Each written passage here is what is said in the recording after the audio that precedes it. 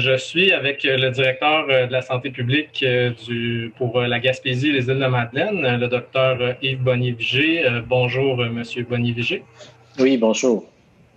Monsieur Bonnier-Vigé, bon, comme on le sait tous ici, le mardi, la Gaspésie est tombée, en fait, est passée en zone rouge. Ça a été annoncé un peu comme une surprise, là. Je ne sais pas si c'est une surprise pour vous, pour les résidents, ça l'a été un peu, parce qu'on s'attendait évidemment à passer le temps des fêtes là, avec les restrictions qui étaient liées à la zone orange.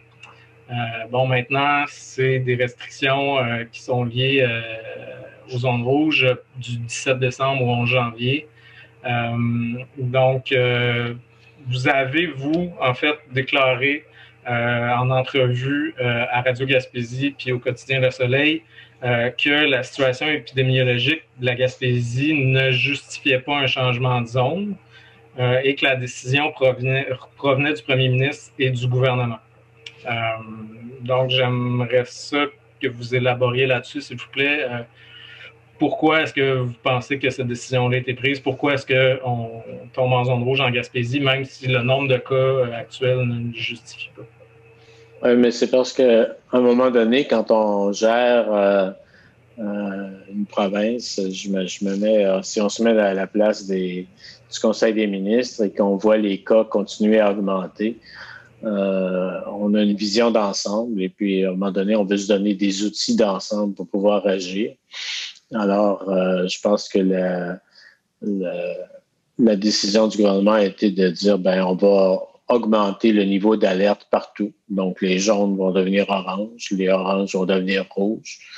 Puis les rouges, on va essayer de leur donner un petit peu d'air dans le sens où on va faire quelques concessions sur le niveau rouge. Là. Les gens peuvent maintenant se réunir à l'extérieur.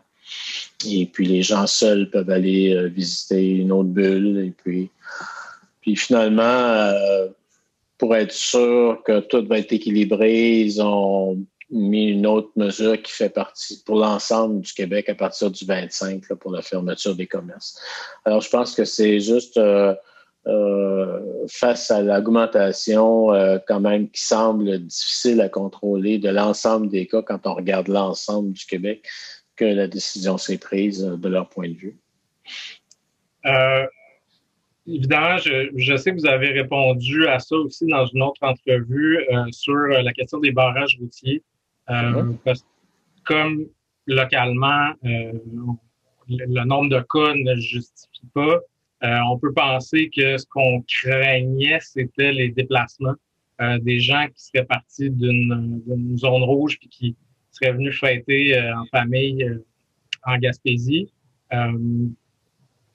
Pourquoi est-ce que les barrages routiers n'auraient pas pu être une bonne idée pour empêcher que les gens viennent? Ça marchait relativement bien au printemps, mais au printemps, il faut se remettre dans l'esprit où était tout le monde. Tout le monde était un peu assommé par l'arrivée rapide du virus. Là. C'était quelque chose de nouveau. Alors, nos barrages étaient plus symboliques, mais ils ont quand même un peu fonctionné. Mais maintenant, pour que ça fonctionne, ça prendrait des vrais barrages. Et puis, la logistique nécessaire pour faire ça est extrêmement difficile là, pour une région comme la nôtre. Parce c'est sûr qu'on a la 132, mais il y a beaucoup d'autres routes qui rentrent en Gaspésie, là, des routes secondaires. Donc, dans les faits, ça n'aurait pas donné nécessairement des résultats voulus, à moins d'y mettre vraiment beaucoup de ressources. Alors, il existe des solutions alternatives. Là, si jamais la situation épidémiologique devenait vraiment beaucoup plus préoccupante, et puis qu'il y avait une décision de protéger un certain nombre de territoires qui étaient moins touchés, il existe des plans pour pouvoir fermer plus les régions, puis faire sans être un barrage étanche, ça pourrait être, par exemple, des interventions lors des des points de contrôle, tout simplement. Puis, quand quelqu'un fait un excès de vitesse, on regarde pourquoi est-ce qu'il est à cet endroit-là plutôt qu'un autre. Puis, alors donc, il aurait pu y avoir ce genre de choses-là. Il pourra toujours y avoir ce genre de choses-là si la situation se détériorait. Mais pour l'instant, ça ne justifiait pas, là, disons, là, les différences qu'on a entre le Bas-Saint-Laurent puis nous, par exemple, ou entre le Nouveau-Brunswick puis nous, ne justifiait pas ça. Vous avez parlé aussi d'une autre mesure là, qui va être appliquée pour le temps des fêtes, c'est-à-dire la fermeture des commerces. On a entendu cette semaine le premier ministre Legault évoquer le cas de l'Allemagne, dire qu'il est un grand admirateur d'Angela Merkel, puis de dire que les mesures qui allaient être appliquées pour le temps des fêtes ici allaient ressembler à ce qu'on a vu en Allemagne. Ça a été un peu ça qui a été annoncé. Par contre, il y a une différence majeure. C'est qu'en Allemagne, on a fermé les commerces immédiatement. Ici, le premier ministre a dit qu'il voulait laisser le temps aux Québécois de faire leurs achats des fêtes, faire leurs achats de Noël. Donc, la fermeture va être effective seulement le 25. On sait aussi là qu'il y a certaines éclosions quand même qui sont liées à des commerces. Est-ce que vous pensez que c'est un potentiel foyer d'éclosion? Est-ce qu'il n'y a pas un danger que les gens soient rues dans les commerces pour les achats de Noël, puis que ça empire? Est-ce qu'on n'aurait pas pu fermer les commerces immédiatement, comme par exemple ça a été fait en Allemagne? Ouais, tout ça, c'est de la gestion de risque. Hein. Le risque est réel qu'en annonçant qu'on va avoir une fermeture le 25, qu'il y ait plus de gens qui se ruent en même temps puis qu'on crée des rassemblements. Allant de l'autre côté, fermer rapidement, ça aurait pu mettre des gens dans l'embarras pour toutes sortes de raisons, bien que ce ne sont pas les magasins essentiels qui vont être fermés. Alors, je ne sais pas quelle a été la discussion puis pourquoi la décision a été prise comme ça. J'imagine qu'on veut quand même préserver un certain esprit, un certain calme dans la population, pas frapper trop dur inutilement, là, peut-être, tout en prenant un certain risque, évidemment, à ce moment-là. À chaque fois qu'on prend une décision, c'est toujours une balance entre un risque et un autre.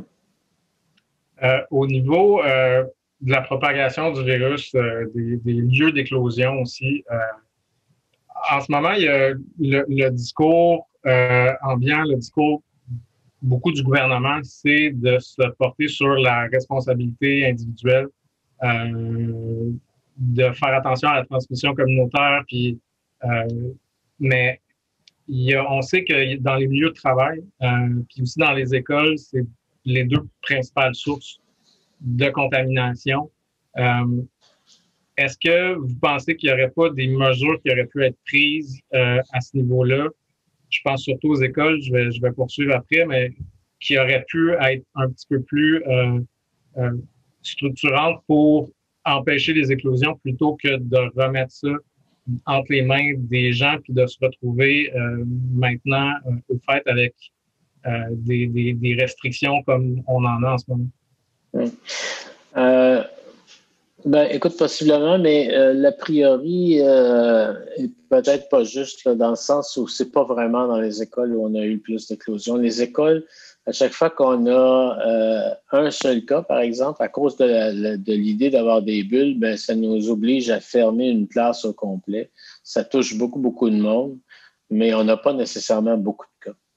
Alors, les cas quand on regarde la distribution des cas, c'est 40% de nos cas se sont passés en milieu familial à travers des rassemblements qui étaient une fête ou les rassemblements de chasse et tout ça, puis qui sont retransmis ensuite dans les familles.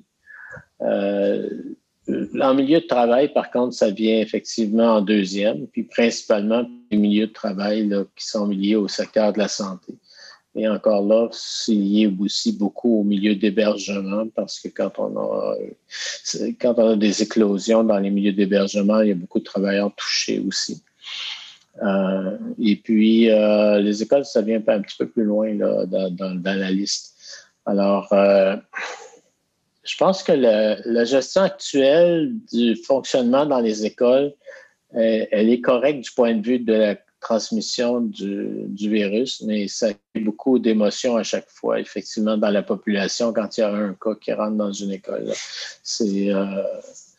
Mais du point de vue vraiment de la transmission du virus, ça fonctionne quand même assez bien, ça. Je veux quand même rester un petit peu sur les écoles.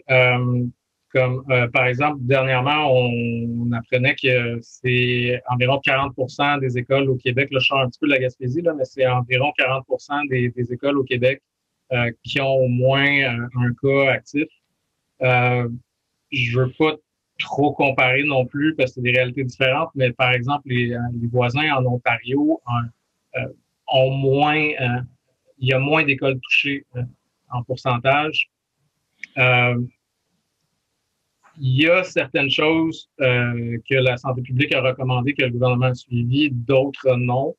Par exemple, justement, vous parliez des bulles d'école, ce que la santé publique recommandait, c'était de faire des demi-classes en alternance là, pour les élèves du secondaire. Le gouvernement a appliqué la mesure de l'alternance. Par contre, ça se fait avec des classes complètes. Est-ce que vous pensez que ça contrevient pas un peu au principe même de distanciation physique, là, de procéder avec des classes complètes? Bien sûr, je pense que ça aurait peut-être été mieux de prendre l'autre solution qui a été proposée par la santé publique, mais une fois qu'on a dit ça, un gouvernement est obligé de composer avec plusieurs influences. La santé publique est une influence importante, mais pas la seule. Et il y a d'autres considérations qui rentrent en ligne de compte là, du côté du ministère de l'Éducation, mais du côté la structure dont ils sont organisés, avec laquelle ils sont organisés, leurs ententes avec les syndicats, etc. Bref, il y a beaucoup d'éléments qui rentrent en ligne de compte qui fait que parfois les mesures idéales du point de vue de santé publique ne sont pas toujours retenues parce que pour toutes les autres considérations, il y a un compromis à faire. Alors, mais bon, je pense que on peut apprendre au fur et à mesure, là, puis essayer de reprendre les meilleures pratiques au fur et à mesure qu'on apprend dans cette histoire-là. Mais ça reste toujours qu'on vit dans une société démocratique, qu'on a élu des gens pour prendre des décisions, puis que ces gens-là, ils sont influencés par plusieurs autres groupes.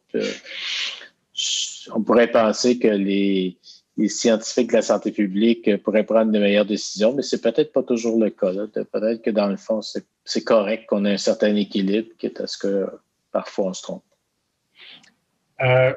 Justement aussi, encore là, je reste encore une fois sur les écoles. Il y a eu au niveau de la propagation du virus, toute la question des aérosols, de la transmission du virus, là, la persistance du virus dans l'air. Déjà en juillet, il y a l'OMS qui disait que la propagation par aérosol, c'était une façon importante de transmettre le virus. Santé Canada a pris beaucoup de temps, je pense, à prendre une décision là-dessus. C'est arrivé en novembre. Le gouvernement du Québec aussi a pris énormément de temps. Il y a eu un comité d'experts qui a été nommé. Le comité, en fait, a fini ses travaux. Mais le rapport ne sera pas publié maintenant. Est-ce que vous pensez qu'on aurait pu épargner des cas? Est-ce qu'on aurait pu freiner plus la contamination si on s'était penché là-dessus plus tôt, comme plein d'autres pays ont fait, mais qu'on a attendu beaucoup trop longtemps, puis que même là, en ce moment, le rapport sur cette transmission-là n'est pas disponible, puis il n'y a pas de purificateur d'air, par exemple, dans les classes qui sont utilisées. Est-ce que vous pensez que ça aurait pu changer quelque chose dans la transmission du virus? Écoute, je ne suis pas assez expert dans le domaine pour pouvoir te dire si ça aurait pu changer quelque chose. Généralement, quand on tarde à mettre en place des bonnes solutions, on pourrait dire rétrospectivement que oui, ça aurait pu changer quelque chose. Puis si on ne met pas la solution en place, c'est parce qu'on hésite, parce qu'il y a des pour et des contre. Alors, malheureusement, tant qu'on n'aura pas lu le rapport et ne l'aura pas digéré, on ne comprendra pas pourquoi est-ce que c'est si long que ça. Là. Mais c'est clair que la question des aérosols est une question qui est là depuis tout le début.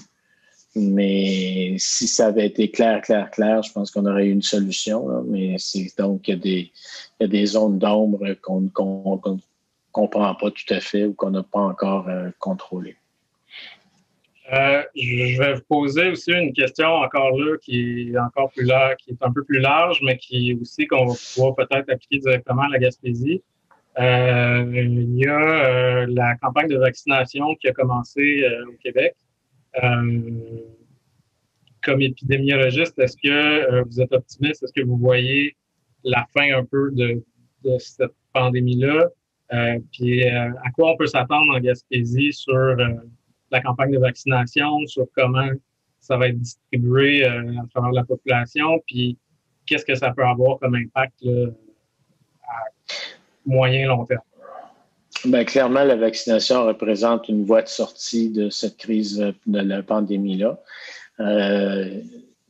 On aurait aimé avoir des vaccins encore là plus tôt. On aurait aimé les avoir en plus grande quantité pour pouvoir vacciner plus de monde. La réalité est qu'on a très peu de vaccins, mais qui commencent à arriver. Alors, c'est sûr que sur un horizon, si on se projette sur un horizon de quelques mois, il est vraisemblable que d'ici la fin de l'été, on a réussi à vacciner à peu près tout le monde qui veuille bien l'être. Et puis, on a de bonnes raisons de croire aussi que si on suit aux divers sondages qu'on a, que la majorité des gens veulent vraiment être vaccinés. Alors, à ce moment-là, si on atteint une proportion de 70% à peu près des gens qui sont vaccinés dans la population, il y a des très grandes chances qu'on ait un Noël tout à fait normal l'année prochaine. Alors, c'est une belle voie d'espoir, mais il faut se donner le temps de le faire correctement. Là, puis malheureusement, ça va prendre quelques mois pour qu'on y arrive.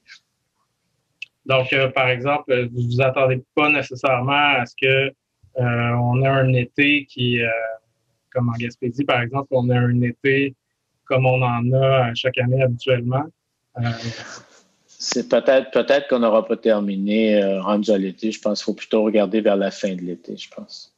À moins que, c'est ça, il y a beaucoup de si puis d'inconnus, mais il se pourrait que le développement des autres vaccins fasse qu'on ait une quantité de vaccins beaucoup plus importante que celle qu'on attend actuellement, auquel cas on a la capacité de vacciner. Je vous remercie énormément de votre temps, M. Bonnivigé. Ça me fait plaisir, M. Cédric. Merci. Merci beaucoup. Bonne journée. Bye. Bonne journée. Au revoir.